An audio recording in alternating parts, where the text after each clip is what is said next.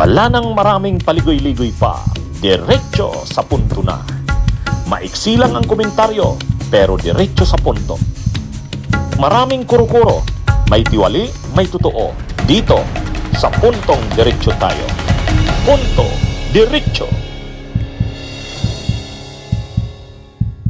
Kaugnay naman ang mga aligasyon ni Baguio City Mayor Benjamin Magalong na may ilang kongresista o manong nakikipagsabuatan para kontrolin ang mga proyekto, paboran ng piling contractor at kumubra ng porsyento mula sa mga proyekto.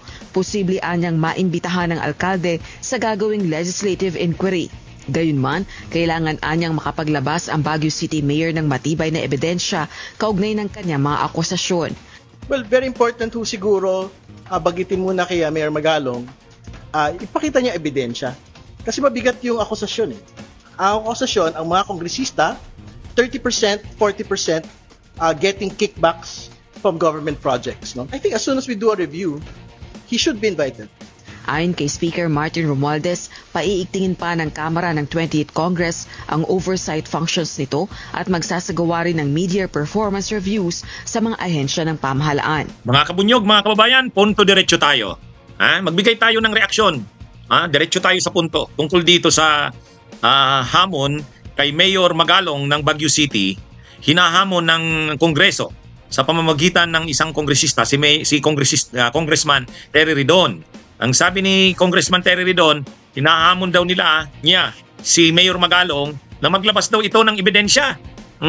Tungkol ito doon sa, actually matagal na yan na sinasabi ni Mayor Magalong na ang pinakaproblema ng Pilipinas, ang halos lahat ng mga proyekto, lalo na ng mga mambabatas at mga senador, mga kongresista at senador, ay ang mga kada project ay kumukuha ng 35% to 40% na kickback, tinatawag na SOP, mula sa mga government projects.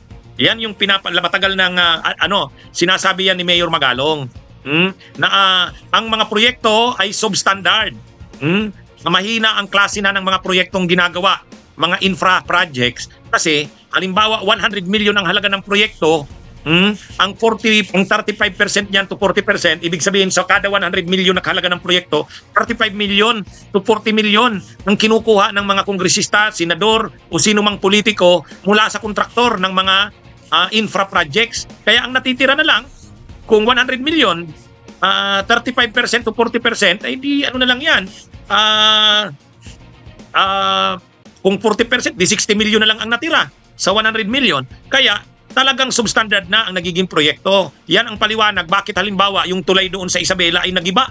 Pagdaan lang ng truck. Ngayon, ang sinasabi na yan ni Mayor Magalong, yan ang kalakaran. Kaya nga SOP, Standard Operating Procedure. Yan na, wala ano na yan. Ganyan na ang nangyayari sa buong Pilipinas. Talamak na yan, ganyan na yan. Kaya lang hinahamon si Mayor Magalong ng isang kongresista, si Congressman Terry Ridon, ilabas daw ni Magalong ang ebidensya nito. Ilabas daw. Para talagang magkaalaman kung totoo nga ba yung sinasabi ni Magaling o hindi. Sa totoo lang, mahirap maghanap ng ebidensya dyan. Unang-una, sino ba ang kontraktor ng mga kongresista? Ang mga kontraktor ng mga kongresista, kaibigan nila, kakilala nila, kumpare nila. Yang bang kontratista na yan ay maisusumbong ang congressman na nagbigay sa kanya ng proyekto na kumpare niya? Mas malala pa nga ngayon eh. Ang mga contractors ay kamag-anak mismo. Kahit nakalagay na sa batas na bawal yan, ay nagagawa nila ng paraan yan. Tingnan nyo si Christopher Lawrence Tesorogo, si LTG. Yung mga proyekto doon sa Davao at ang presidente si Duterte, ang nag-i-implement ng mga proyekto, si LTG, construction. Kanino ba yung si LTG? Ay kay Christopher Lawrence Tesorogo nga yan. Pamilya nila yan. Pero wala. Talagang ganyan ang nangyayari. So ibig sabihin, kapag ang nag-i-implement ng project ay kontraktor na hawak ng congressman, hawak ng senador, kahit mga local government officials, magsusumbong ba yan? Magbibigay ba yan ng ebidensya? Hindi. Nanginginabang sila sa ganyang kalakaran. Sa amin, halimbawa sa Camarines Sur, ang mga proyekto ng mga Villapuerte, may kontraktor na sila dyan. Ang bawat congressman, hawak niya ang district engineer. Yung district engineer ng legislative district, hawak ng congressman yan. At ang pondo, ang proyekto sa ilalim ng engineering district, legislative district, kapag lumabas ang pondo, tatanungin na ngayon ng district engineer si congressman Kung sino po ba ang kontraktor mo sa project na ito? O sasabihin ng congressman, yung dati pa rin.